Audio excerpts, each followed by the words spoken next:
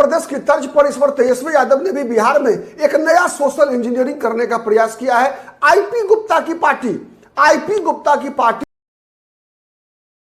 गुप्ता कौन है? तो पानताती तत्वा समाज की पार्टी चलाते हैं, उनके लिए संगठन चलाते हैं। इतना ही नहीं बल्कि कहार जाति से जुड़े हुए विद्यापति चंद्रवंशी की एक पार्टी है जिसे आम जनता पार्टी जिसका नाम है, उसको उनको बुलाकर तेजस्वी यादव ने एक विधानसभा सीट दी है, उनको चुनाव लड़ाने की बात की जा रही है। तो इस माध्यम से कहार समाज को जोड़ा है। मुकेश सहनी को जान रहे हैं आप, वैसे मुकेश सहनी के साथ डील होना थोड़ा मुश्किल है, लेकिन मुकेश सहनी को भी लगभग संतुष्ट करने का प्रयास किया गया है। 18 सीटें दी गई है। सीपीआई सीपीएम को पिछली बार की तरह ही 6 और 4 विधानसभा सीटें दी गई है। लेकिन पारस जी आउट हो गए हैं, ये बड़ी खबर है। महागठबंधन से पारस जी को कोई लाभ नहीं मिला, पारस जी बाहर हो गए, अलग से लड़ेंगे, अपने बलबूते पर चुनाव लड़ेंगे। ठीक है, कांग्रेस पार्टी को झुकना पड़ा है। 54 सीटें कांग्रेस पार्टी लड़ेगी, 54 सीट पर आरजेडी। नमस्कार, मैं हूं प्रदीप कुमार, आप देख रहे हैं पॉलिटिकल आइडिया के आज के इस अंक में आप सभी दर्शकों का बहुत बहुत स्वागत है। मित्रों, कल रविवार का दिन एनडीए का था। एनडीए ने सीट बंटवारा का फैसला कर लिया। आपने देखा कि भारतीय जनता पार्टी, जनता दल यूनाइटेड ने चिराग पासवान को संतुष्ट किया, लेकिन जीतन राम मांझी और उपेंद्र कुशवाहा भीतर से नाराज तो है ही। लेकिन महागठबंधन में भी जब तेजस्वी यादव, लालू यादव का पूरा परिवार चार्टर प्लेन से दिल्ली पहुंचते ही सबसे पहला काम हुआ कि राहुल गांधी के साथ फोन पर बातचीत हुई और मिलने का जो कार्यक्रम रविवार का था उसे टालकर सोमवार कर दिया गया। और टेलीफोन पर बातचीत के बाद सीट बंटवारा लगभग फाइनल हो चुका है। सीट बंटवारे के अनुसार जो इस बार जो चुनाव है उसमें तेजस्वी यादव का सोशल इंजीनियरिंग आपको देखने को मिलेगा, एक नया प्रयोग देखने को मिलेगा। जिस प्रकार से भारतीय जनता पार्टी उत्तर प्रदेश की राजनीति में सोशल इंजीनियरिंग किया करती है, जिस प्रकार से पिछली बार अखिलेश यादव ने उत्तर प्रदेश में एक नया सोशल इंजीनियरिंग करने का प्रयास किया है पीडीए के नाम पर, उसी प्रकार से तेजस्वी यादव ने भी बिहार में छोटी छोटी पार्टियों को, छोटी छोटी जातियों को जोड़कर एक महागठबंधन का विराट स्वरूप इस बार बिहार के लोगों को दिखाने का प्रयास किया है। तो बात करते हैं उस फॉर्मूले पर, जिस फॉर्मूले के आधार पर तेजस्वी यादव ने सीटों का बंटवारा का प्रस्ताव रखा राहुल गांधी के समक्ष, और राहुल गांधी ने अंततः रविवार के रात्रि में राहुल गांधी और गर्मा गर्मी हो गई थी शनिवार को मैंने बताया था। उसके बाद राहुल गांधी से लालू यादव ने भी बातचीत की और लालू प्रसाद यादव गुस्सा भी गए थे। ठीक है, उसके बाद लालू प्रसाद यादव इतना गुस्से हुए कि उसके बाद उस फोन को भोला यादव जो उनके सहायक है उन्होंने ले लिया और राहुल गांधी को बोला कि फिर हम लोग मिलकर बातचीत करेंगे।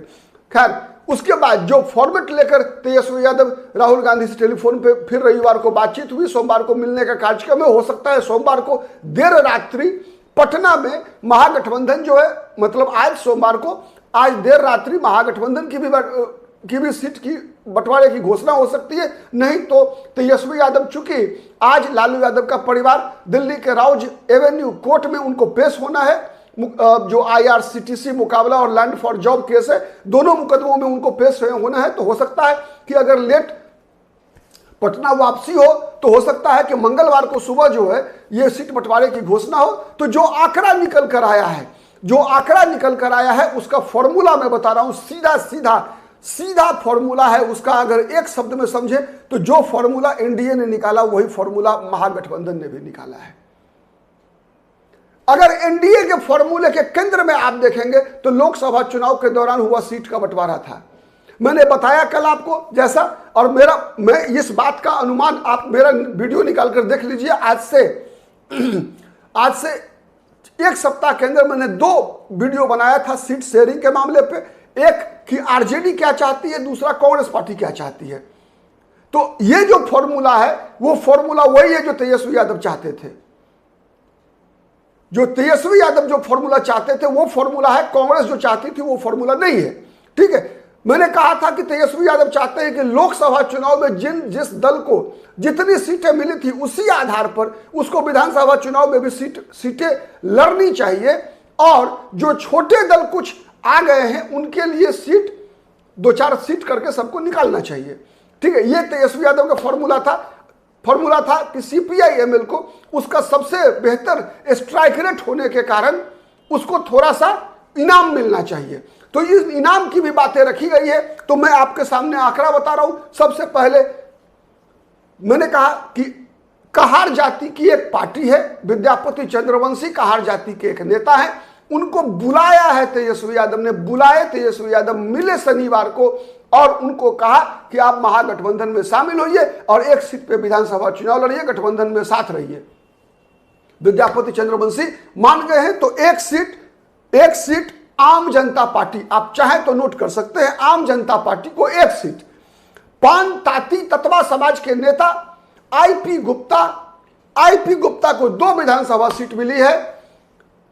2 विधानसभा सीट पर ये महागठबंधन की तरफ से लड़ेंगे। मैंने बताया पशुपति कुमार पारस आउट हो चुके हैं, महागठबंधन से बाहर जा चुके हैं। वो 4 सीट पर तैयार नहीं है। 4 सीट देने की बात थी, लेकिन 4 सीट पर तैयार नहीं है। अगर वो अभी भी आ जाते हैं तो जो फॉर्मूला है उसके आधार पर एक सीट मुकेश सहनी की कटेगी, एक सीट कांग्रेस की कटेगी और आरजेडी 2 सीट का त्याग करेगी। आरजेडी 2 सीट अपना घटाएगी, कांग्रेस 1 सीट छोड़ेगी और मुकेश सहनी की 1 सीट घटेगी और 4 सीटें मिलेगी पशुपति कुमार पारस की पार्टी को। लेकिन रात में जिस प्रकार का बयान पशुपति कुमार पारस की पार्टी में दूसरे नंबर के नेता सूरजभान सिंह का आया है, उससे संकेत यह मिल रहा है कि पारस जी आउट हो चुके हैं और इस फॉर्मूले में पारस जी का नाम भी नहीं है। तो इसीलिए मैंने बताया। इसके अलावा तो 1 सीट आम जनता party Vidyapati Chandravanshi, 2 seat IP Gupta, Jharkhand Mukti Morcha को 2 सीट, ठीक है, 2 सीट एक इनको मिलने की बात है। 1 सीट कांग्रेस से लिया गया है, दूसरा सीट बांका का कटोरिया विधानसभा सीट इनको दिया गया है।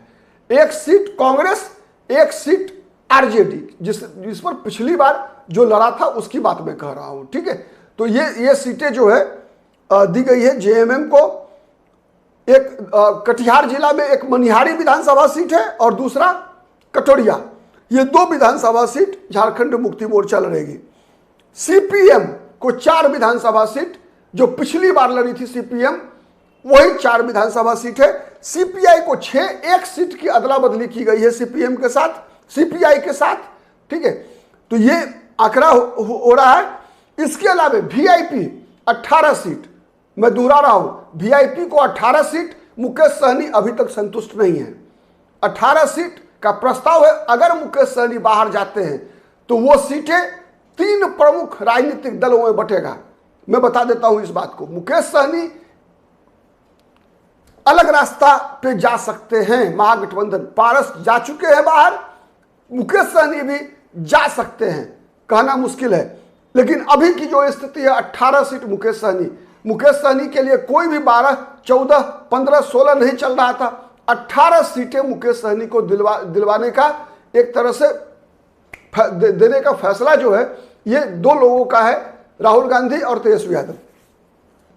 तो 18, और उसमें मैं दोहरा रहा हूं, फिर पारस अगर वापस आएंगे तो 1 सीट उनको कटेगा, 17 ही रह जाएगा उनके पास, वीआईपी के पास। कांग्रेस 54, 54 फॉर्मूला पिछला विधानसभा चुनाव, मैं याद दिला रहा हूं, पिछला लोकसभा चुनाव 9 लोकसभा सीट लड़ी थी कांग्रेस, 9 गुने 6, 1 लोकसभा सीट के अंदर 6 विधानसभा सीट है, तो 9 गुने 6 54 विधानसभा सीट कांग्रेस। वीआईपी लड़ी थी 3 लोकसभा सीट, 6 गुने 3 18। सीपीआईएमएल 3 लोकसभा सीट लड़ी थी, 6 गुने 3 18।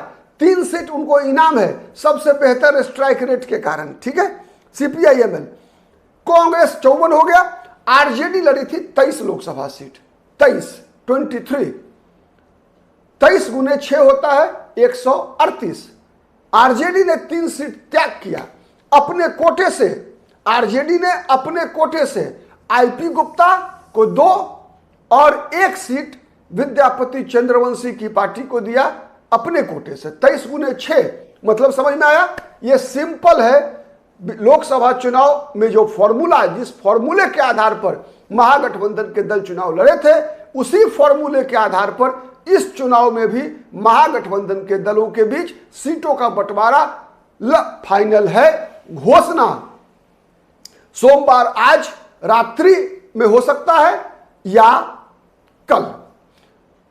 संभावना है अगर आज रात में होगा तो फिर दिल्ली में होगा घोषणा, और अगर पटना में घोषणा हुई तो फिर कल सुबह होगा, मंगलवार को सुबह। मंगलमुखी सब सुखी। आज के लिए इतना ही, बहुत बहुत धन्यवाद।